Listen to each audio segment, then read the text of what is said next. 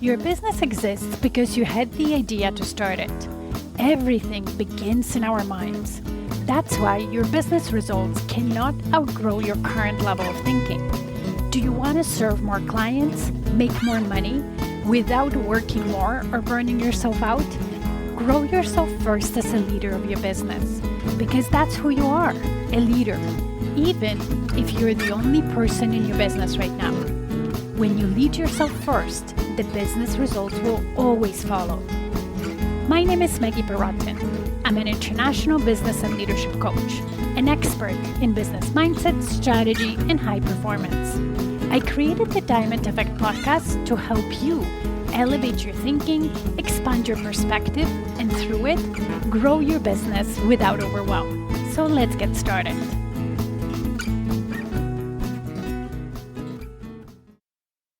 As important as marketing is in growing and scaling your business, which is meeting new people and then bringing them into your ecosystem to convert into paying clients, this is not the only way that your business needs to grow and scale. If you think of your business as a balloon that is being filled up with water, which is marketing and leads coming in, if you have holes in that balloon, the water will be leaking and the balloon will never grow. So that's why in today's Diamond Effect podcast, I want to talk about 10 ways you might be losing clients that are not marketing related, because you need both to grow and scale your business, especially once you're past multiple six figures and seven figures, where you might have figured out marketing and lead generation, but you're realizing you're not growing as much as you can. And it might be due to one of those holes that I want to talk to you about today. Not only if you have one of those holes, you're of course not growing as much as you would like to, but you're leaving money on the table. And it might be an indicator that your clients are not having the best experience they could with your business, your staff, and the services you deliver. So the first way you might be losing clients is if at the end of the service delivered, you're not offering them to book an appointment for the next time. And that's very applicable when you are, let's say, health and wellness or medical service or even beauty service. So you're a spa and the client comes in for facial. And at the end of that, when you're asking them how it was, you're not offering to book another appointment. Or maybe you're a massage therapist, hairstylist, whatever you do. So for those services that could be recurring when the client will need you and want to come again, make it easy for them to book. It's okay for them to say, no, thank you, I'm going to think about it. But don't think about that offer as being salesy and pushy. Is really making it easy for your busy client who has a busy life to come again and get pampered by you. The second thing is when you're not using email marketing to remind your ideal clients that you're there for them and you can service them to help them ease the next booking, especially those who maybe didn't book at the time of the last visit, and also to nurture them with value. Email marketing allows you to also build a relationship with the client, give them more value so that connection with you is even stronger, because now you're communicating with them in between their visits to your place. Third, you might be losing a lot of clients and leaving a lot of money on the table if you haven't mastered your sales skills and you don't have a true sales process.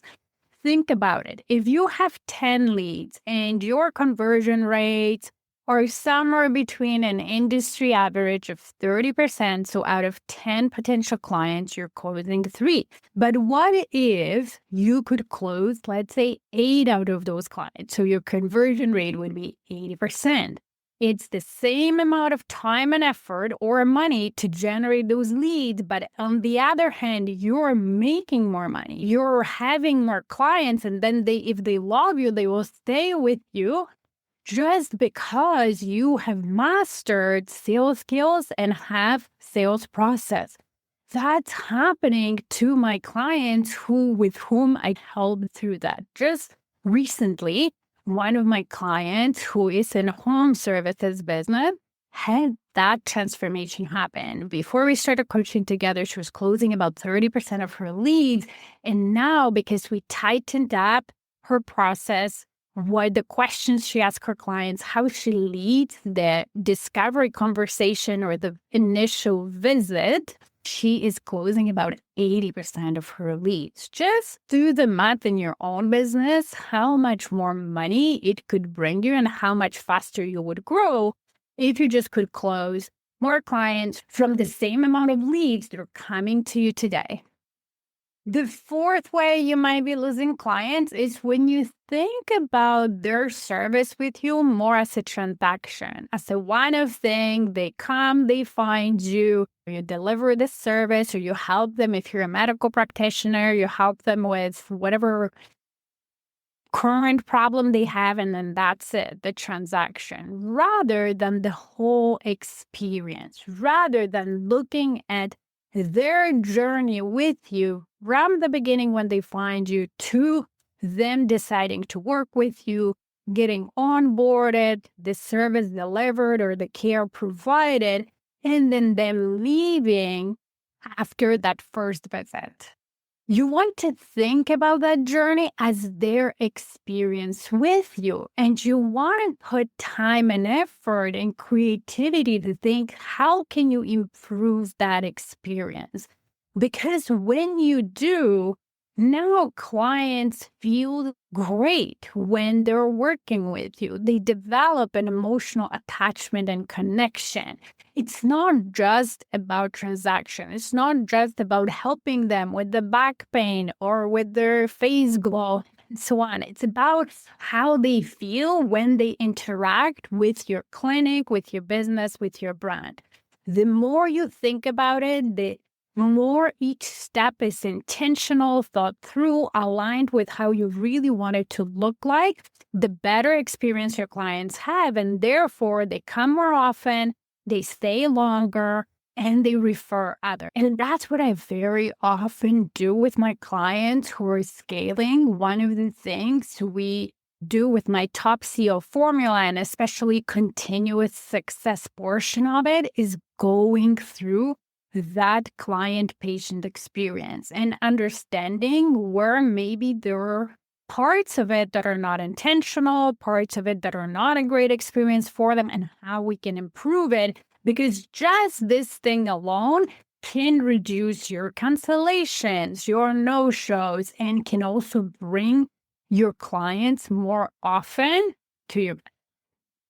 The fifth way you might be losing clients is when you hire the wrong staff for your position. So if you're in a situation, let's say you're a spa and you're a hair salon, or you're even a medical clinic who is now looking for more practitioner, you're just looking for people with technical skills to deliver that service, and you're not also looking for other aspects of a great employee like attitude, fit with your culture, customer service skills, and all those things. Technical skill is very important, of course, because without it, your employee cannot deliver the service, but it's not the only thing. The other 50% of the equation to have amazing employees and all those things that I talked about. So when you hire the wrong people who are just working with you as a job, and they're very transactional if how they're serving customers, you might be actually losing clients when they interact with your stuff. Then the sixth way, and another part that relates to your staff, is then you might be hiring the right people, but then you're not providing them with proper training. You're not investing in your team members. And at first, it might not have to be in their technical skills because they already have them and maybe they're fresh out of school or they have experience, but more training about who you are as a brand. What do you expect out of your team members? How do you want the client to experience you? What's the journey? And training your staff on that. aligning them with your mission and vision and values and showing them that it's not just slogans on the wall, but something that we live day in and day out. When you don't have that, you have people who are not as invested in your business, who are not mission driven, who are just doing a job. And that's definitely not the best place to create an elevated client experience. The seventh way you might be losing clients is not having proper booking cancellation policy, and also communicating that with your clients ahead of time, right? Sometimes things happen, people cancel, or maybe we're also in a day and age when sometimes people don't hold to their word, right? So how are you going to treat no-shows or people canceling and within different periods of time? Having that policy, being clear on it, what you want out of it, but also communicating it to the client and then enforcing it shows professionalism, shows that your business has policies, has structure, thought of everything. And also that shows to the serious clients who understand you're running a business, who want to follow your procedures, that you are a professional, that you do care about your journey, and that you do not want to work with people that are not serious either. The eighth way you might be losing some clients is when you're not reminding people of their appointments, or you're not following up on cancellations to try to rebook them, or dealing with no-shows. Some people do need reminders, or most of us. Our lives are busy. Yes, we book an appointment, but then if we book it a month ahead, we might forget that this is coming. Not everybody might be as organized as you and I, that when I have an appointment, I put it in my calendar 95% of the time. There's no way I'm going to miss it. But even me, somebody who's very organized, I appreciate the reminders. Whether it's from my dentist, from our hairstylist, or any other appointments that I book way ahead of time, or even massage therapy, I always appreciate reminders. And then if cancellations happen, have a process where you follow up, where you don't assume that the client didn't want a service from you, but more that things came up and their lives got busy, they still want it. So how can you follow up to rebook it in order to bring them and help them? Think about it this way. If you make it easy for your client to book the next appointment with you, if you follow up with them, that shows you care. That also will allow you for them to be more consistent in how they show up. So I will give you an example. I love my chiropractor's visit, and I try to do it every month. If my chiropractor, though, didn't offer the next appointment right at the end of my first appointment, I would probably go home and then got busy and then forgot. And a month or 2 months would have passed before I realized that my back hurts again and I need help. So if I skipped, not voluntarily, just because of everything what's going on, couple of sessions, couple of months in the year, that's 2 sessions that my chiropractor doesn't have with me. And if you multiply the 2 times, let's say 100 customers, that's a lot of sessions and a lot of money that you might be missing out on, not because your patient or your client doesn't want to come. It's just because they're busy and you're not making it easy for them to book, or you're not following up with them or reminding them of the appointments they have with you. The 9th way you might be losing your client or leaving money on the table is when you're not focusing on building a relationship with them. So let's say you might be a bit introverted like me, and small talk is difficult for you, and you're the one delivering the service. But if you don't start small talk during that time, you will never get to the point where your conversations with the client can be a bit deeper, where you can really grow a connection. And I understand some clients, depending on what services you provide, they just want to relax. They don't necessarily come to you to chat. But even with those clients, there's moments during the appointment, during the service, when you can build a connection. So being intentional about it. Of course, knowing and understanding each client, how far you can take it in one single visit is crucial. Teaching your team members to do it is critical. And then outside of the appointments, you have email marketing that we talked about that you can use to deepen and strengthen that connection. When we have connection with people who help us, we're more loyal. It's more difficult for the client to go somewhere else if they feel like they know you, if they feel like you like them and they like you. Right now, we're almost friends, and I don't want to just change friends because somebody has a cheaper price, bonus, or special offer. I will stay with you because I feel that loyalty to you, because I have a deep connection with you. And then the last way you might be losing client is definitely connected to number 9. So when you don't have a connection and you don't know each of your patients, each of your clients at a deeper level than just hi and their name, you will not also know if they have other needs that you can help them with. And if you don't know that, you cannot be proactive to offer that to them and help them, and you're just relying on them to figure out that, oh, they need it, or to remember that maybe you do other things, right? Acting as an expert in the best interest of the client or your patients, and when you see that they have another challenge or another need that you can fill, proactively offering to them by saying, hey, I've noticed, or we talked about this is your challenge. I can help you with it this way. Do you want it? I would feel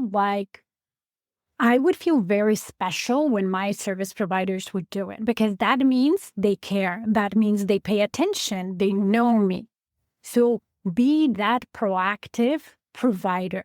And you can only do it when you have a connection and you really know your clients. And of course, when you're proactive, when you're filling in other needs of your clients, they don't expect you to do it for free. So you're making more money and you're retaining them. They're even more happier, referring even more of their friends to you. So just to conclude, don't get me wrong, marketing is important. It brings people into your business. However, marketing and lead generation alone are not enough to scale your business sustainably, to keep growing it, and to really build a brand that people recognize and want to come to and work with. If you have a leaky balloon, it cannot grow. You need the second part of the business that happens when the clients come, they say yes, right? So the conversion, you have a great sales conversations with them, they say yes, and then they have their journey, their experience with you. When that part is very intentional, structured, professional, but also human, when you build connections and relationships, it will be so much easier for you to grow and your brand will be so much stronger. I help my clients do that and scale from 6 to multiple 6 figures, from 6 to 7 and beyond, by helping them create that through my top CEO formula. If you're looking for help with it, let's talk. You can book a complimentary consultation with me through the links in the show notes. And during this consultation, we'll talk about what is stopping you from scaling or going to where you want to be without burning out. What I've seen when my clients work with me and coach with me one-on-one, they end up with fully booked practice. They have staff that their clients love and it's a pleasure to work with. They have a profitable and growing business. Systems and processes are set up and they're flowing well. When then my clients are not stressed, they're not overwhelmed, they can have time off that they've always dreamed of. Some of them take first vacation in years, and they truly become the CEOs that are not just delivering service and doing a job in their own business, but they're running a brand. They're building a brand. They're building something they could sell down the line. So have a fantastic week, and I'm looking forward to talking with you. Thank you for listening today. If this podcast resonated with you, please come back.